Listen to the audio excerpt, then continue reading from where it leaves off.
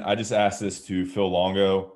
Um, you know, when Coach Brown came back, he said he'd only moved to Hawaii, Bahamas, or Chapel Hill. Yesterday, Hubert Davis, his whole thing, the new basketball coach, said that when he wanted to come back after his NBA career, he wanted to move to Chapel Hill. I was wondering, you've had opportunities to leave Chapel Hill for another job.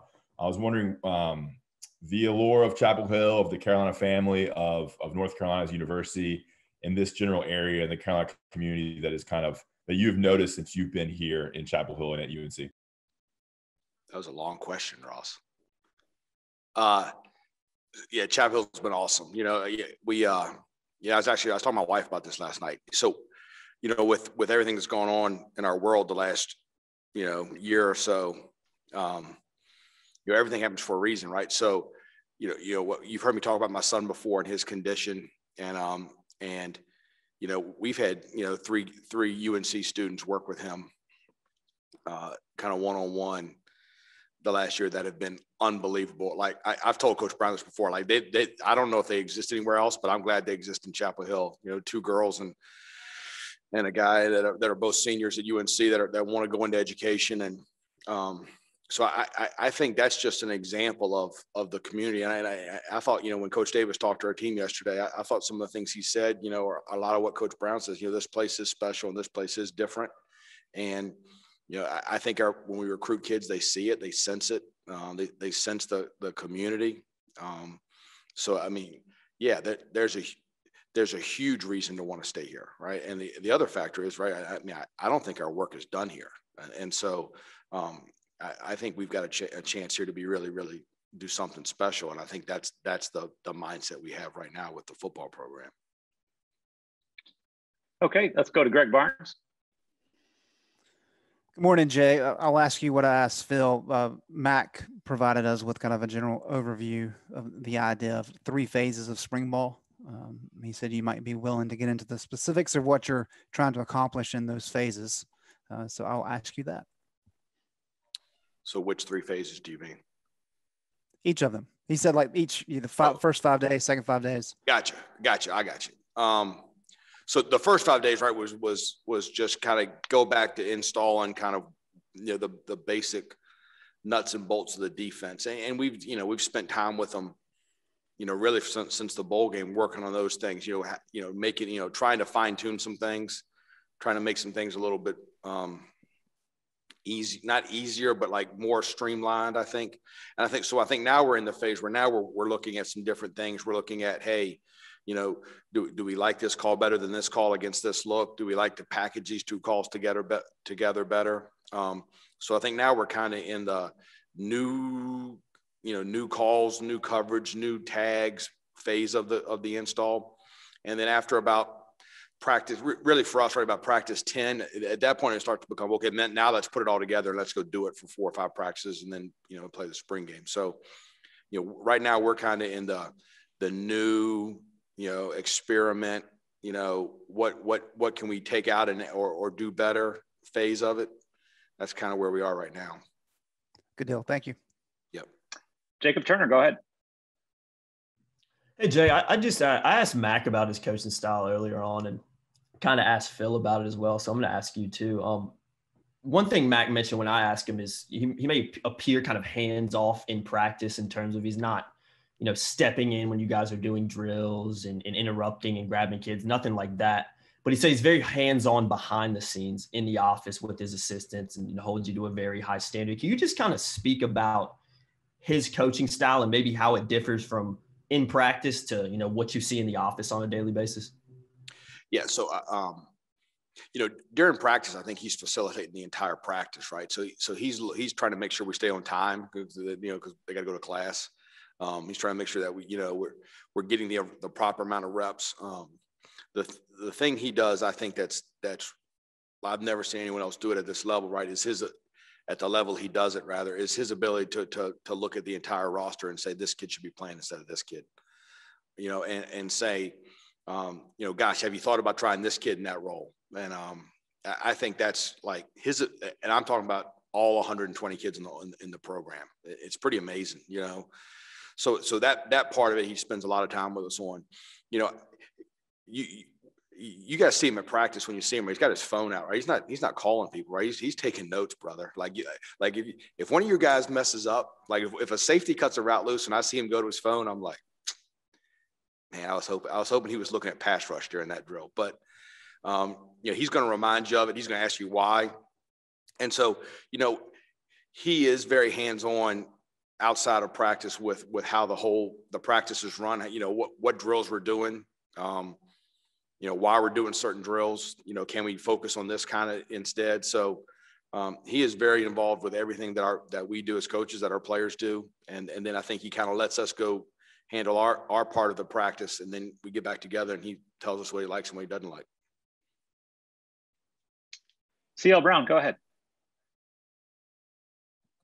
Hey, Jay, I was curious. I asked Mac about the turnover question. It was something, obviously that he harped on last season, wanting more of. I asked him, and I'll ask you, how do you go about creating an environment conducive for turnovers? It seems like, outside of just being prepared, interception wise anyway, game planning. Like how do you generate fumbles? How do you go about trying to generate more? Yeah, so I think turnovers come primarily anymore in the pass game.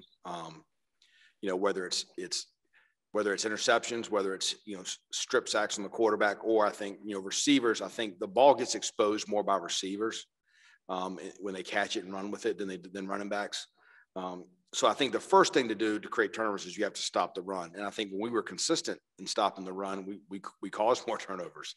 Like there's no secret sauce, right? So I think it starts with, being better in the run game. And I think when you're better in the run game and then the pass game becomes something they have to do.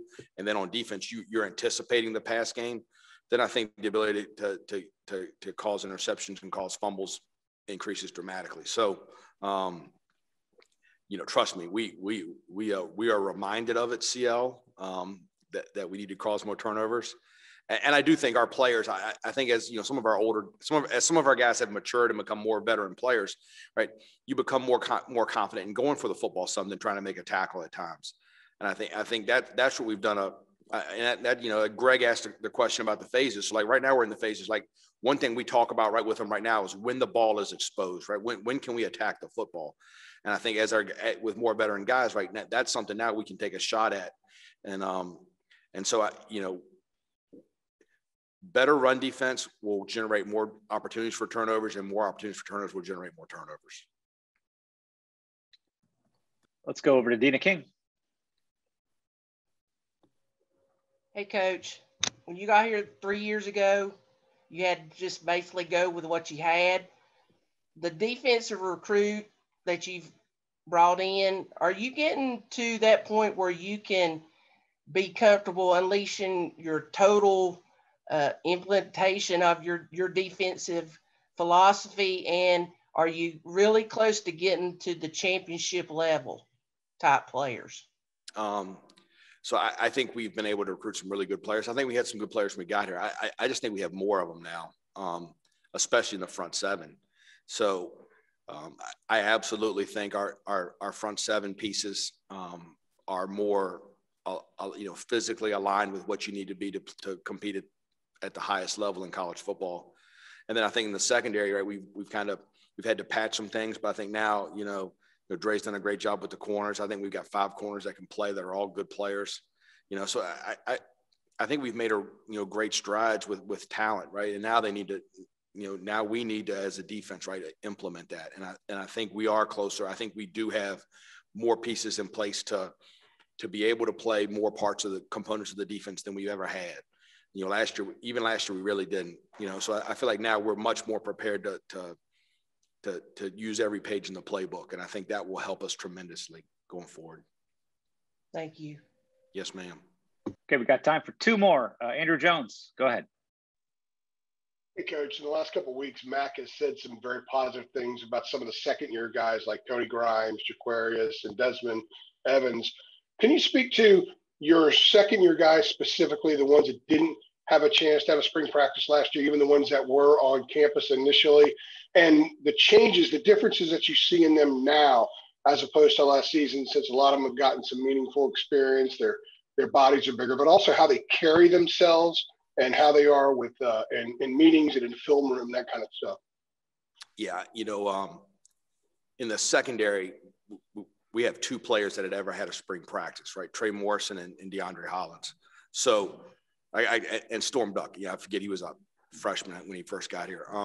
So I think in the secondary, we are much more experienced. I think we have much better grasp on like what the pace is going to be, the conflicts we're going to see. Physically, I think Brian Hess has done a great job with all of our guys. But when you look at some of our young DBs, when you look at like Cam Kelly was like 216 yesterday. Jaquarius is like 220. Like when you look at like how big some of our safeties are, like Trey Morrison's like 195 right now. I think when I got here, he was like 172. So like when you look at how big some of those kids have gotten, and they're still fast, they're still quick, they can still cover. Like you're going to be a better athlete, right? So I think physically they've developed great. The thing with defense, and I think especially with the secondary kids, is the more chance we get to show them the conflicts, the more chance they get to have to make decisions fast, the better they're going to be. And so now we've got kids that have played a lot of snaps and have kind of lived through some heartaches, and now they know what it's going to be. And now in spring, the thing, I was riding down the elevator with Jeremy. We were talking about our secondary, like, those kids are so much more experienced and so much more able to handle the adjustments. The entire defense feels more confident because of their confidence, I think. All right, we'll close up today with Gregory Hall. Go ahead. Hey, Jay, good to see you. I wanted to ask specifically about Cam Kelly. You've been high on him since he got here, and this is his first spring. So just what do you want him to get out of this spring, and what do you expect him to carry into the fall and perform come time for the season? Yeah, that's a great question. We meet with all of our guys, right, individually. And like the number one thing I talked to Cam Kelly about is consistency. And there were a couple games last year where he played at an elite high level. And then there were some other games that he frankly didn't. And so, I try to explain to him, like, if one week you play great and the next week you make mistakes that we can't survive, like, it's really hard to play at safety, right? Maybe a nose guard, but at safety, that's going to be a hard thing for us to swallow. And so it's been consistency.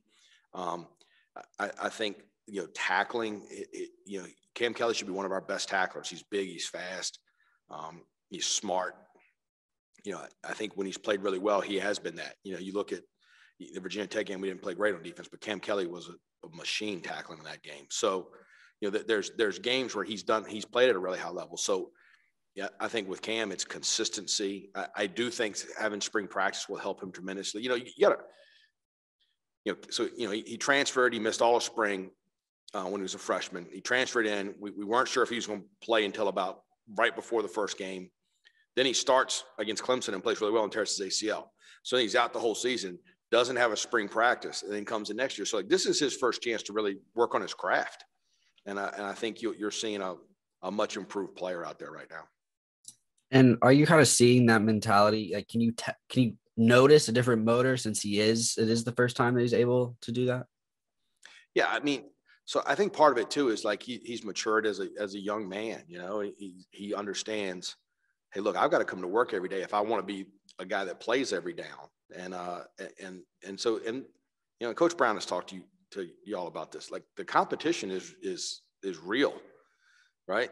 I mean, at safety, there are guys that have played over in 2 years have played over 500, 600 snaps that are looking around saying, I better get it right or I'm not going to play that much going forward. So the competition piece is real, right? And so I think that has helped with consistency also, because if you're not going to be consistent, you're not going to play. So, I mean, the bench is our best friend. Coach Brown tells us that all the time, right? So if you're not going to improve, right, you're going to get passed up. And I think Cam realizes, like, hey, I've got ability, I've got talent right now. I've got to be more consistent. And if I do that, I'm going to play a lot more football.